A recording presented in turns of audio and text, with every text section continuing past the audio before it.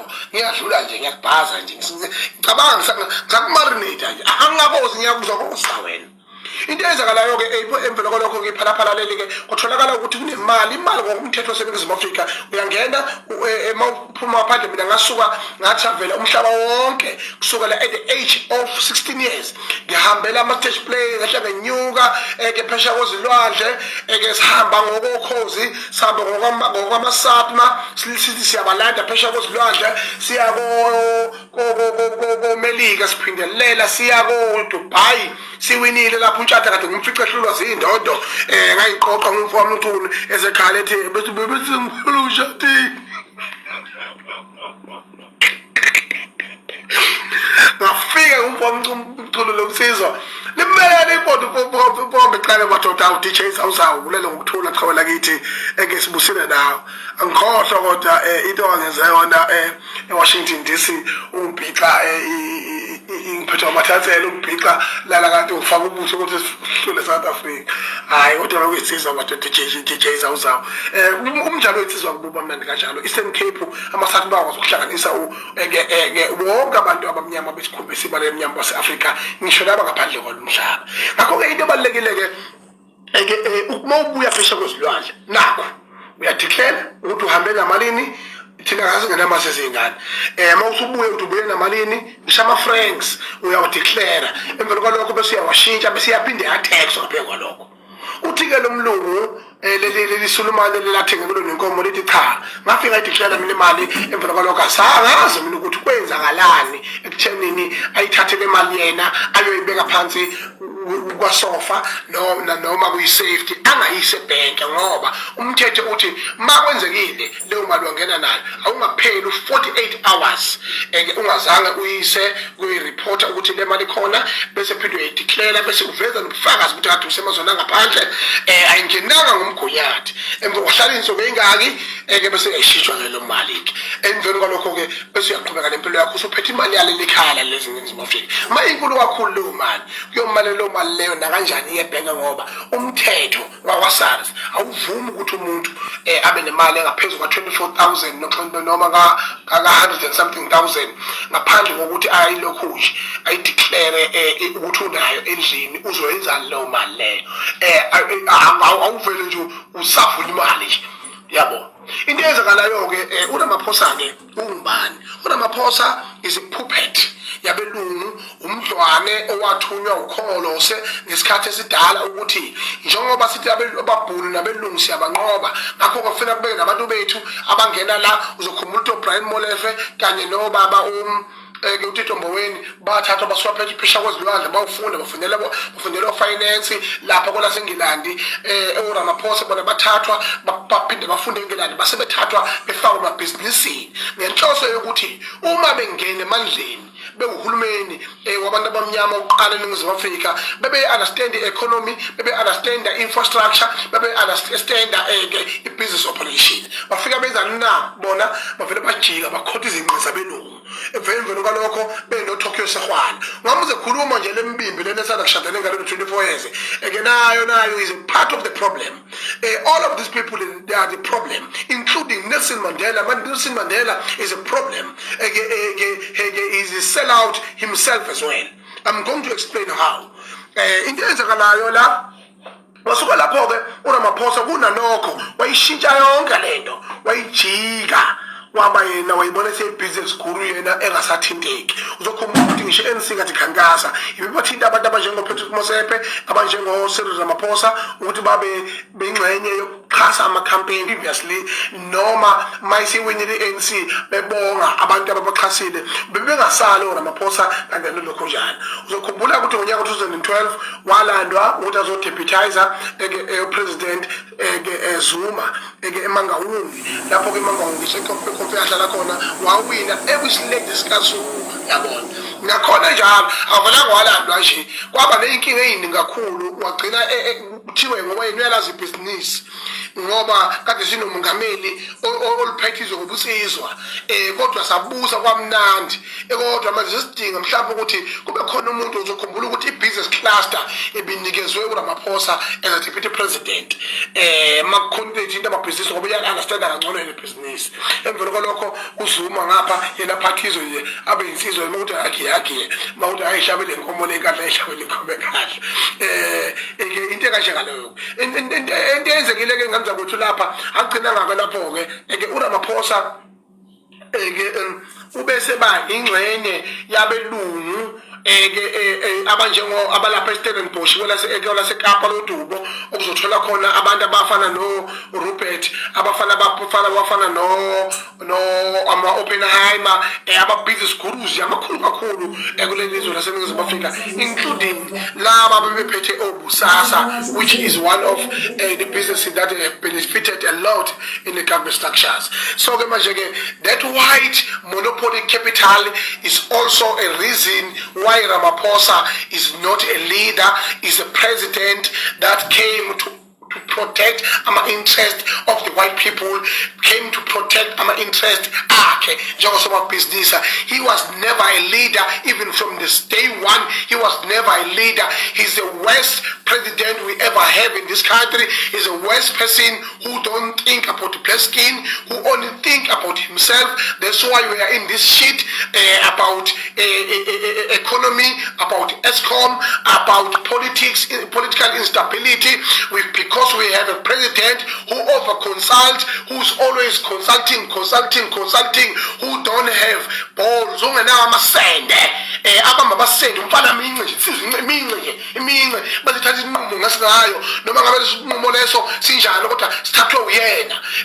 President oconsultayo, and is a white puppet, is an academical president. We don't need such things. We need people who knows us as black people. We need a person who knows us, who we are as an African people, who don't own any economical structure. We don't own nothing in this country. Show me one thing. India. Heli malabala. Ukholwe nizobe mfaso kotolwa. Owanenza. Ana omeka. Chindita ngethawula lamabhinqa elimbalabala. Leli thawula lembalabala. There is no black man that is benefiting with this towel. Kodwa obala baliphethe abantu abamnyama. Leli thawula lembalabala liqhamuka eIndia ngamabhokisi baxakeka ukuthi demand yaleli thawula la ngaka eNingizimu Afrika because inina isekuthandile sengamabhinqa ngalithatha mina njengo president ngaliphamisela phezulu ngilifice likhona kanti selizikile ngalithatha mina ngalisa phezulu laduma lezo lonke injoba leli thawula namhlanje into enkulu kangaka kodwa likhiphiswa umuntu omnyama likhiphiswa amandiya wena se-India kubenefit amandiya. We are benefiting nothing as black people. So ke oRamaphosa into abeyiyelele eStellenbosch nababeyiyele eNgilandi ayizange beze hlobo. We are still under a white monopoly capital. Captured state. If you're talking about the capture, akekho umuntu ocapturisha izwe okudlula Ramaphosa in the history of the continent and in the history of our country. Sengiyabona ukuthi njengoba bekhuluma nge-state capture during iterm kaZuma nje babe prepare ukuthi abantu bacabanga ukuthi into ethu corruption ne-state capture is belong to Nxamalala. uNxamalala ngiphike mina maningi amaphutha naye wenzile kodwa kuningi okusha futhi akwenzile njengoba nawe Ramaphosa, I mean, I don't think you are a completely bad president. Although, you are unfortunate, you are a puppet of the white people. Yeah, boy. If you were an absolute leader, maybe somehow, you can allow us benefits. Go to their party, you should call it figure out. Sabanesha, what you call it we should kill out. Umsama kuyaphetha Ramaphosa umsama kuyaphetha futhi ukwazi lokho inkinga ukuphetha umsama umuntu oyikhanda nakanjalo ukuphetha zonke into zethu ngisho kuthiwa sinemsama ekhanya kangakanani. Okwesibili kwazoba nani na kwazoboshwa umongameli wezwe for the first time in the history of this country ezandleni zakho Okwesithathu kwaba ne-unrest in this country. Into engakaze siyicabanga ukuthi yokibe khona futhi singazi sigama lawo sayiqala ukuzwa ngalelo langa ukuthi khona ethiwa i-unrest la kutholakala khona abantu beyitapela amasela akwazi ukwenza ama-interviews live ku television. Something we never ever thought we will ever see in this country with our own naked eyes. Never. Okwesine kuzoshaya iParliament.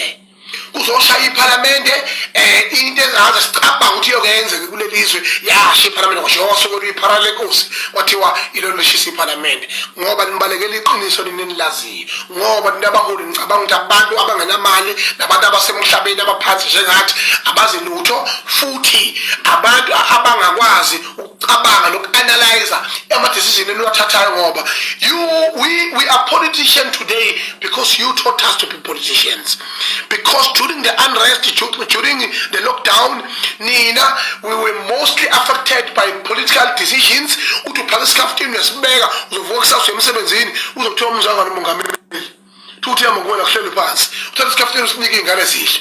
Yini leyo nto leyo? Those poor political decisions have affected our daily lives. So now you have groomed us and you have made us sober enough to be interested in terms of how does the government operate, how does the countries operate. We are very much interested. We want to know. Now we know. Oh, you are not doing good at all. Yabon. Whereas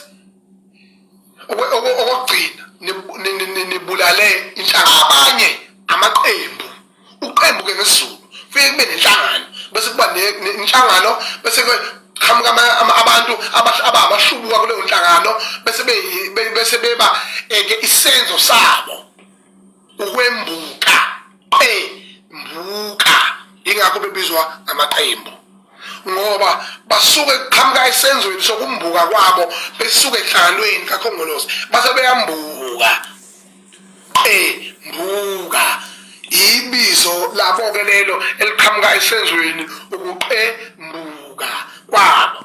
Inkatha izalwa ukhongolose, ushenge ingane kakhongolose waqembuka wasungula inhlangano yakhe. Umalema ingane kakhongolose waqembuka wasungula iqembu lakhe. Yabona ile shiphi yokuthiwa exego mabhuluko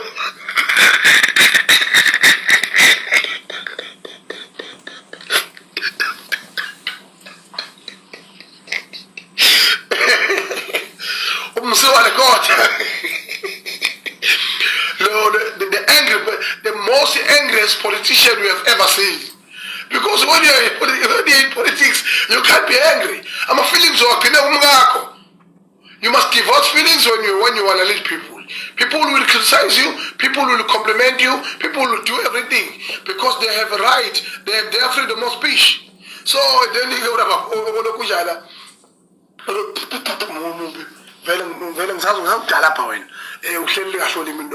so indenzakalayo ubusewa record nayo into efanayo. So manje ke inhlangano ka-ANC ife kakhulu ezandleni zakho Cyril Matamela Ramaphosa, where we found ourselves in a political instability in the country, in a political crisis, in most of the things that we never thought it will ever happen. You are the most, unfortunately, president. Look now. Delegate asuka umhlaba wonke jikelele abheke kwinkomfa ka-ANC. Today ama-delegate adla amalunch namadina nina kusukela kudala nabulala iqembu nabulala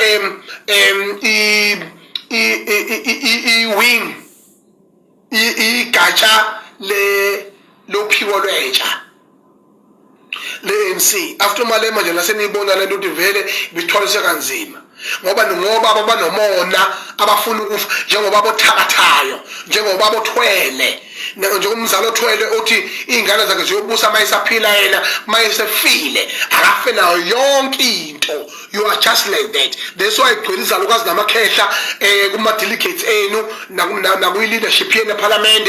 There is no youth.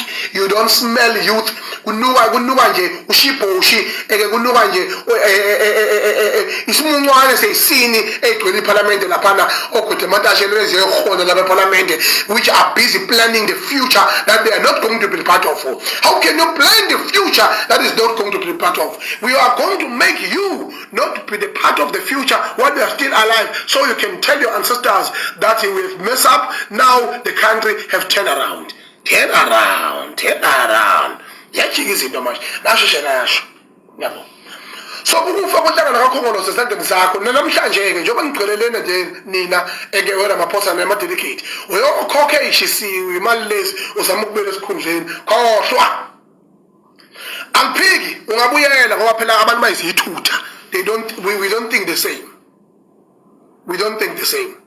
But if you look at the structure, entirely structure skakholos, yonke lento ikhombisa ngosobala ukuthi you don't have a vision. You are focusing more on your political crisis rather than ama crisis ekhanda. Lenkinga ka-Eskom njengaka ehle ezandleni zakho ramaphosa, are you proud ngayo? We address nini? You don't know. And futhi kwesibili mawuku address uyanambitha nje yabo ukhuluma into engaqondakali. So that is bullshit, that is rubbish yabo. So into ebalekile ke manje, so ke ingakho ke sikhuluma ke udaba olubaleka kakhulu ukuthi kubalekile ukuthi lo mkhuhlane lona ke ngase mase kuthiwa ke lembandela lemgomo ebibekiwe ke iyanqanyulwa. Sikuthokozele lokho. Xolisa kakhulu ukuthi ke ngiqala inkulumo yami sekulate ngo8 esikhundleni sika7 kube yiyo njalo beyilo inkinga yelo shedding inkinga enkulu ehlasele eNingizimu Afrika eyathathwa ngethweso ubaba uNxamalala kwathiwa inkinga yakhe ekubeni ukhumbula ukuthi ngesikhathi saBrian Molefe nesikhathi sika baba uNxamalala nesikhathi sika baba uMelusi Kigaba inkinga zelo shedding besingengaka eNingizimu Afrika ngoba Eskom is one of the major stakeholders gas government.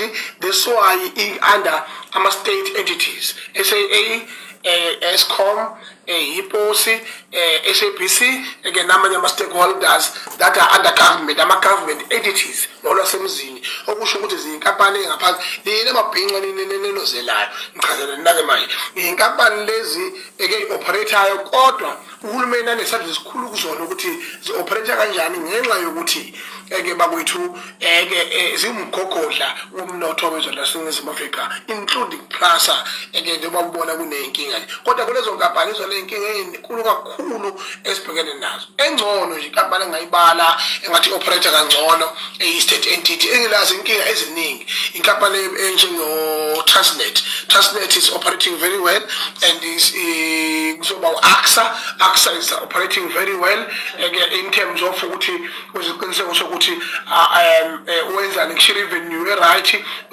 ukustable nje awunali inxushunxushu zenkandana. Into engifuna ukuyisho ke kanza kwethu ukuthi ke i-load shedding isici esikhulu kakhulu eNingizimu Afrika njengomongameli uMabhinqa. Ngithi mina njengomongameli osabambile njengoba benestress nje bathi kuyigradini bathi baseyinkonfeni yimina ophethe njengamanje ngicela nikwazi lokho ngiyanihlebelela ngabatsheni abaningi yimina ophethe njengamanje kuzokusha i22 kuphethe mina ophethe ngiqhubele so nini ngifuna ngenzeni fast sign fast into edinga usayina umongameli uphuthumise lilethela kimi ngoba yimo ophethe njengamanje imigodo yonke le ivalelele lapha enkofeni lapha ke engazi khona ufanele ikhethe bani esangene nje. Izinto sokhuluma ngazo namhlanje ke iphala emvelo kwephala siphinde sikhulume lapha nge-NC conference after NC conference sikhulume ngecala lami engibhekwe lona lokunsizwa ngibhekwe lenunu ethi ubheka icele nobubi umuntu mayebube sekugile yazi ukuthi vele kube isono bese phinde kabi nangqondo lokho ke uvele kulangane kakhulu ubheka icela ubaba kimi uyangizala kodwa ubaba onjani uthi ukhiphela ingane yakhe isibhamu ayithuthulele emaweni ubaba onjani uthi ingane yakhe mayife akusewona ubaba lo impunzi ziyakhala ke manje.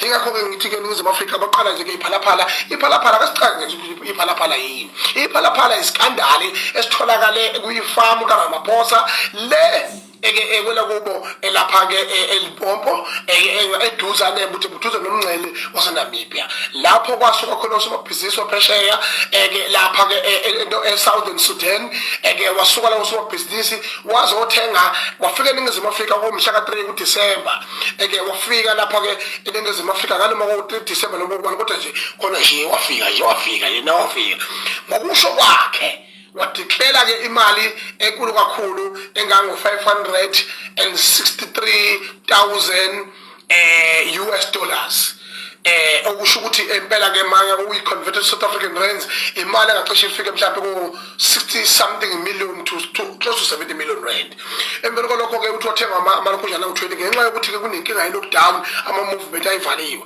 nakhona njalo according to a disaster management act we were discouraged to do and to trade at any businesses, especially business angekho essentially. Therefore, we find out ukuthi uRamaphosa wakwazi ukoperator wadayisa amakolokolo lezinkomo zakhe waphinde wazodayisa nenyathi lezakhe lezobe ibiza ngaba buffalo nje thina sazi inyathi emnyama kandaba empondo makhekanene ucetshwa kwabantu ngoba ngesisandwana kodwa wena umina mangisi uyibiza kanjani ngebuffalo? Shame on you. How can you call yourself